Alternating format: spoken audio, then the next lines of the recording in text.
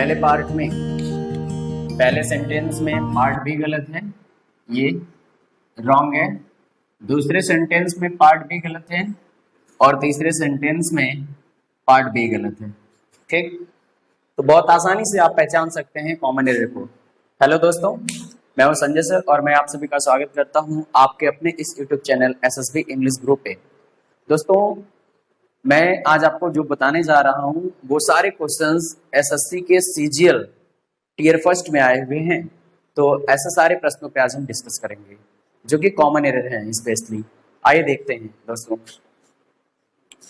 देखिए, पहला सेंटेंस है ही वॉक्ड, वह चला या वह चलता रहा। He walked till the end of the street, गली के कोने तक या गली के अंत तक वह चलता रहा या वह चला। ठीक है, देखिए क्या कह रहा है, गली के अंत तक वह चला। ठीक है ना, कोई ये एक प्लेस है, माना ये एक प्लेस है और इसका अंत ये होगा। ठीक है, यहां से अगर चलना शुरू किए तो इसका अंत ये होगा। तो क्या ये आप टिल कहना सही है? टिल कहना सही है? टिल का प्रयोग तो टाइम के लिए होता है ना, जैसे 2 घंटे तक, 3 घंटे तक। ठीक, 2 घंटे तक, 10 मिनट तक। ठीक, वो चिल्लाता रहा 5 मिनट तक। ठीक है, हाँ, उसके आने तक मैं ठहरा रहा।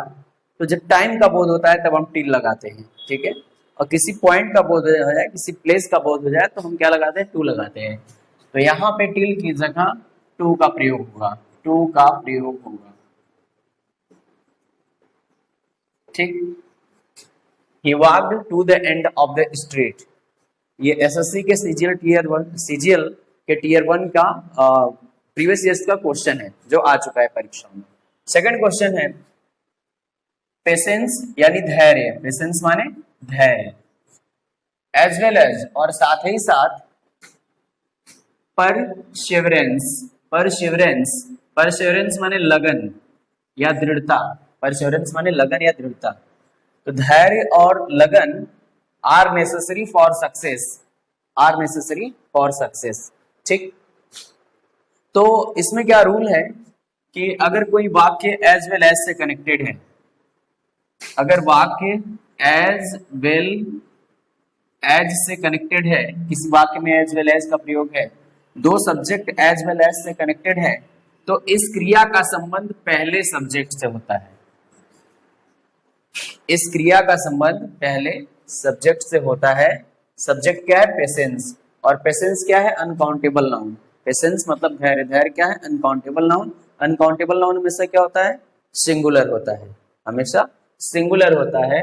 तो इसीलिए यहाँ पे आप एज का प्रयोग कर दो। ठीक है, patience as well as perseverance is necessary for success. अभी मैंने बताया एज वेल एज से कोई एक सब्जेक्ट यहाँ पे है, कोई एक सब्जेक्ट यहाँ पे है।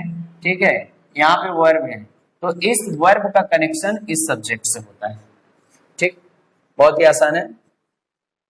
The officer, the officer is angry on the clerk. आप जानते हो कि एंग्री, अगर कोई किसी से नाराज है, अगर कोई किसी से नाराज है तो एंग्री के साथ विद का प्रयोग करते हो। Angry with the clerk, angry with the clerk for not attending to the work. काम को अटेंड न करने के लिए, काम को अटेंड न करने के लिए ऑफिसर क्लर्क से एंग्री था, क्लर्क से एंग्री था। तो आप जानते हो एंग्री विद कब होता है? जब हम किसी पर्सन से नाराज होते हैं।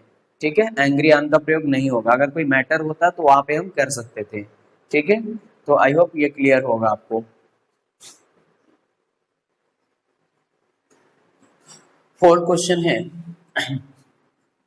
he has read 4 plays written by Shakespeare. Shakespeare के द्वारा लिखे गए 4 नाटकों को वह पढ़ चुका है। Bye the end of his vacation.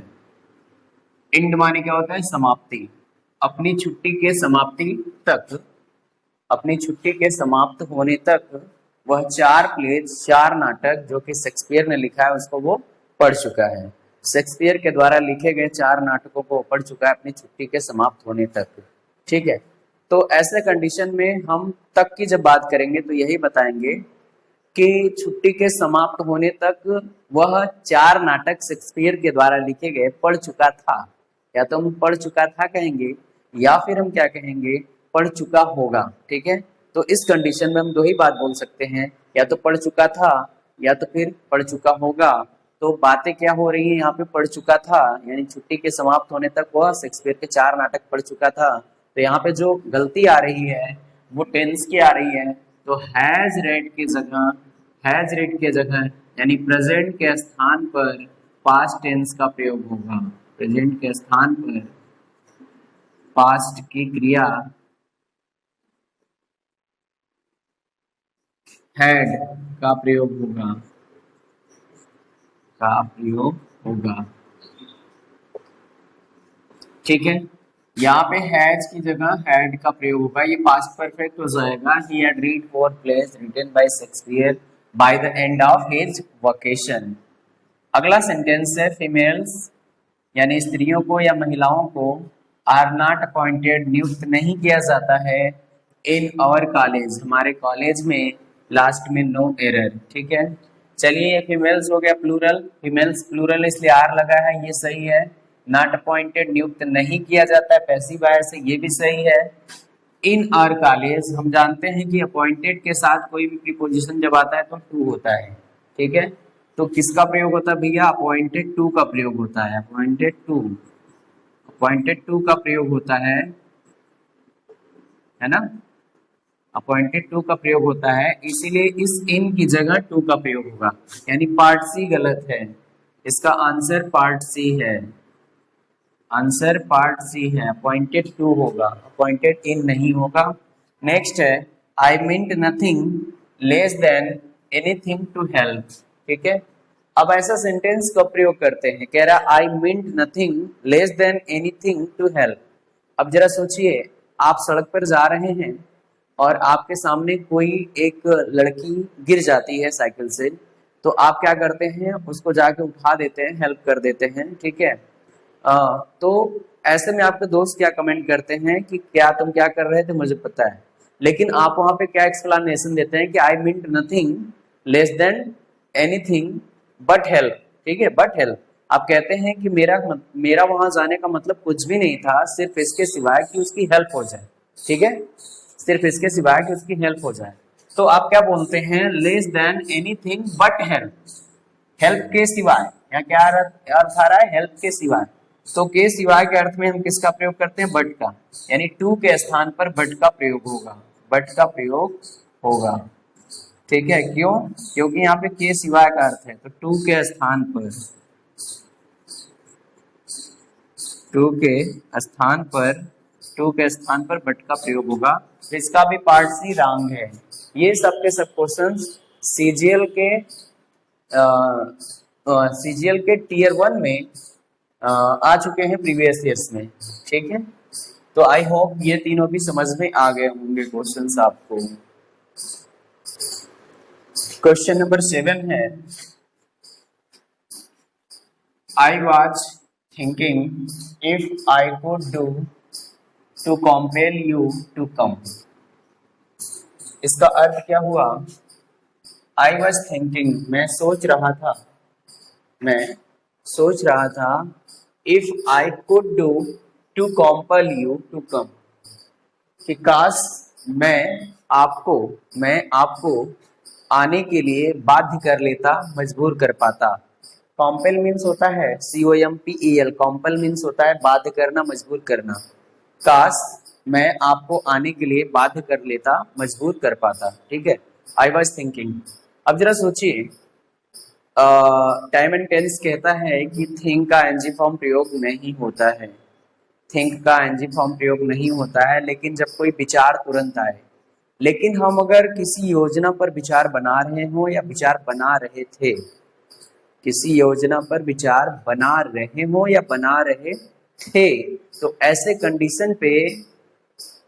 Condition में थिंक का आईएनजी फॉर्म प्रयोग किया जाता है, ठीक। यानी आई वाज थिंकिंग मतलब मैं आपको आने के लिए मजबूर करने की, मैं आपको आने के लिए मजबूर करने की योजनाओं पर विचार कर रहा था, विचार कर रहा था। तो यहाँ पे थिंकिंग करेक्ट है। तो हम ये कह सकते हैं कि ये वाला पार्ट तो करेक्ट है, इफ आई कुड डू, ये भी करेक्ट है, कुड के साथ डू लगा है, फर्स्ट फॉर्म लगा है, और डू के बाद तुरंत to compel you, to compel आया इसलिए ये भी करेक्ट है, टू कम ये भी करेक्ट है, तो यहाँ पे आंसर क्या होगा, नो एरर, नो एरर। इस सेंटेंस में कोई भी पार्ट गलत नहीं है। अगला है based on the newspaper reports, यानी न्यूज़पेपर के रिपोर्ट्स के आधार पर, न्यूज़पेपर के रिपोर्ट्स के आधार पर, बेस्ड माने आधार हो गया, ऑन माने पर, रिपोर्ट्स माने सूचनाएं या रिपोर्ट भी कह सकते हैं, प्रतिवेदन होता है इसका हिंदी अर्थ। रिपोर्ट्स, न्यूज़पेपर के रिपोर्ट्स के आधार पर वी कैन कंक्लूड, हम निष्कर्ष निकाल सकते हैं, वी कैन कंक्लूड, हम निष्कर्ष निकाल सकते हैं कि many accidents caused by reckless driving, खतरनाक ड्राइविंग करने से या लापरवाही से ड्राइविंग करने से अनेक दुर्घटनाएं घटित हो जाती हैं, अनेक दुर्घटनाएं घटित होती हैं या अनेक दुर्घटनाओं का कारण होता है रेकलेस ड्राइविंग। ठीक है, तो मेनी एक्सीडेंट्स आर, यहाँ पे क्या होगा बेटा, are caused by, are caused by, are caused by. ठीक है, क्योंकि ये पैसिव वॉइस है, ये आर काज्ड बाई होगा क्योंकि पैसिव वॉइस है, इसलिए आप कहेंगे कि पार्ट सी यहाँ पे गलत है, पार्ट सी इसमें गलत था। मेनी एक्सीडेंट्स के बाद आर का प्रयोग होगा क्योंकि ये पैसिव वॉइस है, मेनी एक्सीडेंट कोई पर्सन नहीं है कि सीधे हम वर्ब लिख देंगे। ठीक है, निर्जीव चीजों को जब बताते हैं एज ए सब्जेक्ट के रूप में तो जनरली वो पैसिव वॉइस में होता है। ठीक है, तो ऐसे कंडीशन में हम पैसिव वॉइस की क्रिया का प्रयोग करते हैं। तो many accidents are caused by, अनेक दुर्घटनाएं हो जाती हैं किसके द्वारा, रेकलेस ड्राइविंग के द्वारा। ठीक है, तो आई होप ये क्लियर होगा आपको। ओके फ्रेंड्स, तो थैंक्स फॉर वाचिंग, हमारे चैनल को देखते रहिए और ऐसे ही हम आपको लगातार अभी एसएससी सीजीएल में आए हुए सभी प्रश्न को आपके सामने प्रस्तुत करेंगे। ठीक है, तो थैंक यू वेरी मच।